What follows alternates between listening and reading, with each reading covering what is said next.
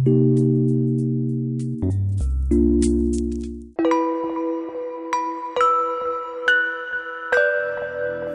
വന്നത് എങ്ങനെയാന്ന് ഞാൻ വിശ്വസിക്കുന്ന ഒരു കാര്യം, എൻ്റെ അമ്മ എന്നെ പ്രഗ്നന്റ് ആയിരുന്ന സമയത്ത് അമ്മ ഒരുപാട് സിനിമ കാണുമായിരുന്നു. പപ്പയ്ക്ക് ഒരു വീഡിയോ ഷോപ്പ് ഉണ്ടായിരുന്നു.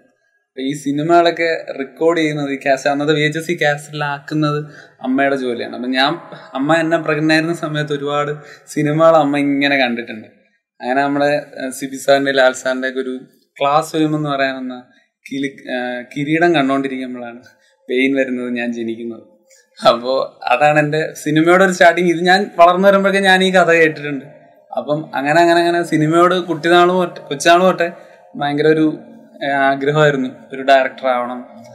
ഒരുപാട് സിനിമകൾ കാണിക്കാൻ അന്നേ വീട്ടിൽ നിന്ന് കൊണ്ടുപോകായിരുന്നു. അങ്ങനെ ആയിരിക്കാം സിനിമയോടൊരു ഇഷ്ടം തോന്നിയത്.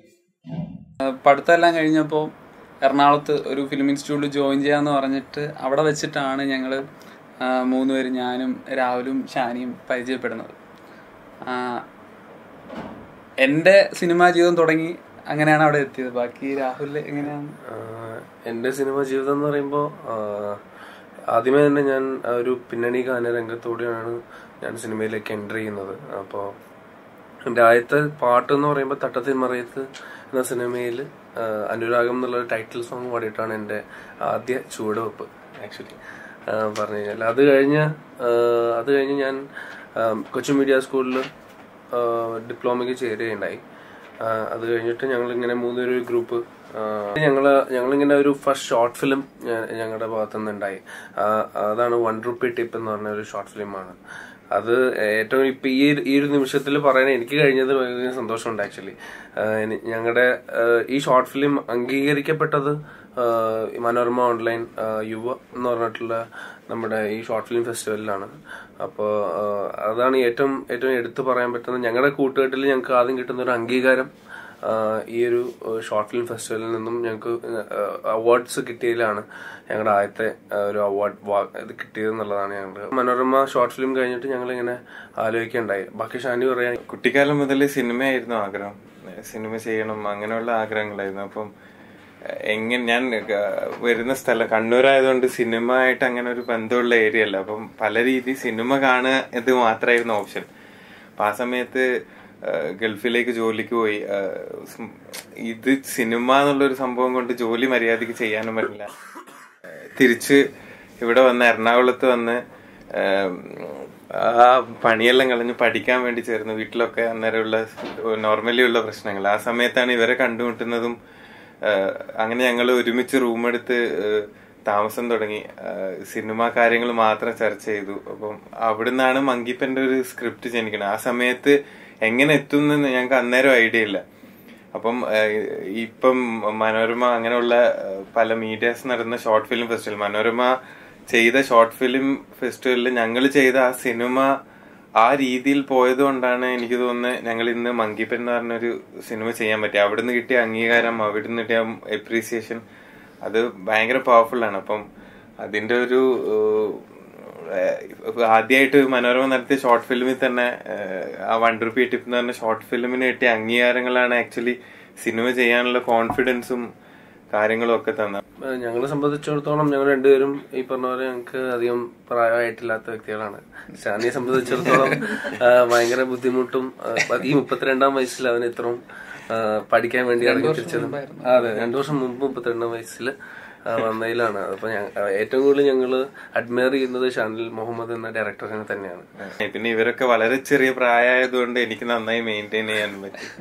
ഈ സിനിമയുടെ ഒരു ഫസ്റ്റ് ഡ്രാഫ്റ്റ് കംപ്ലീറ്റ് ആകുമ്പോൾ ഞങ്ങൾ കരുതി സിനിമ ഓക്കെ ആയി, ഇനി ഇതിൽ മാറ്റമൊന്നും വരുത്താനില്ല എന്നൊരു ഫസ്റ്റ് ഡ്രാഫ്റ്റ് എനിക്ക് ഒരു 3 മാസമായപ്പം നമ്മൾ കംപ്ലീറ്റ് ചെയ്തു. ഇനി ഇതിലൊരു മാറ്റവും വരുത്താനില്ല, ഇതിന് സിനിമയാക്കിയാൽ മതി എന്നായിരുന്നു ഞങ്ങളുടെ ചിന്ത.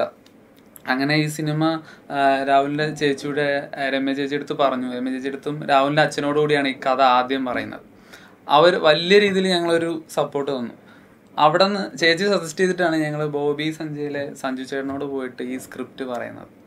ഫുൾ സ്ക്രിപ്റ്റ് കേട്ടിട്ട് പുള്ളി കുറേ സജഷൻസ് പറഞ്ഞു. അത് കേട്ട് കഴിയുമ്പോൾ ഞങ്ങൾ വിചാരിച്ചു, അപ്പം ഈ സിനിമ ഇതൊന്നും അല്ലേ, ഇനി പുതിയൊരു സ്ക്രിപ്റ്റ് എഴുതണം എന്നൊക്കെ ചിന്തിച്ചു പോയി. അവിടെ നിന്ന് പിന്നെ അങ്ങോട്ട് ഒരു 9 പ്രാവശ്യം ഞങ്ങൾ ആ സ്ക്രിപ്റ്റ് പൊളിച്ചെഴുതിയിട്ടുണ്ട്. ഷൂട്ടിംഗ് തുടങ്ങുന്നതിന് മുമ്പായിരിക്കും ഒരു പക്ഷെ അത് ഫൈനൽ ഡ്രാഫ്റ്റിൽ എത്തിയിട്ടുണ്ടാവുക. സാൻഡ്ര ഈ സിനിമ നമുക്ക് ചെയ്യാമെന്ന് സാൻഡ്രയും വിജയ് സാറും കൂടി പറയും. ഞങ്ങളുടെ ലൈഫിൽ തന്നെ ഏറ്റവും ഹാപ്പിയസ്റ്റ് മൊമെന്റിൽ ഒന്നാണത്. അത് കഴിഞ്ഞ് നേരെ ഞങ്ങൾ പിന്നെ ഒരു ആർട്ടിസ്റ്റിനെ വേണം.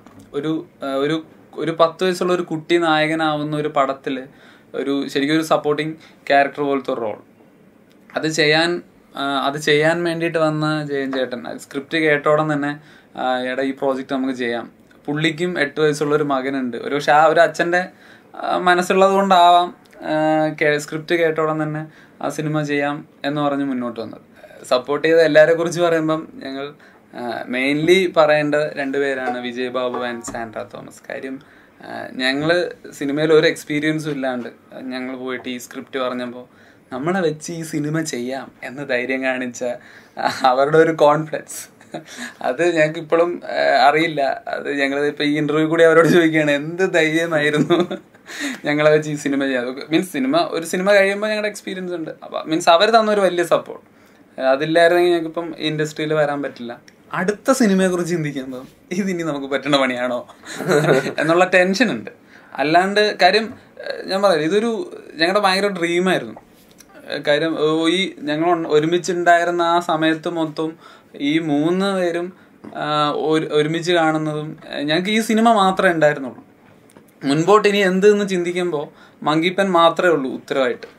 അപ്പം ഞാൻ ഒരിക്കലും ഇപ്പം നമ്മൾ ഇഷ്ടപ്പെട്ടൊരു ജോലി ചെയ്യുമ്പോൾ നമുക്ക് ഒരിടത്തും ഒരു ടയർഡ്നെസ്സോ അല്ലെങ്കിൽ എന്താ പറയുക ഒരു ബുദ്ധിമുട്ടോ ഒന്നും തോന്നില്ല.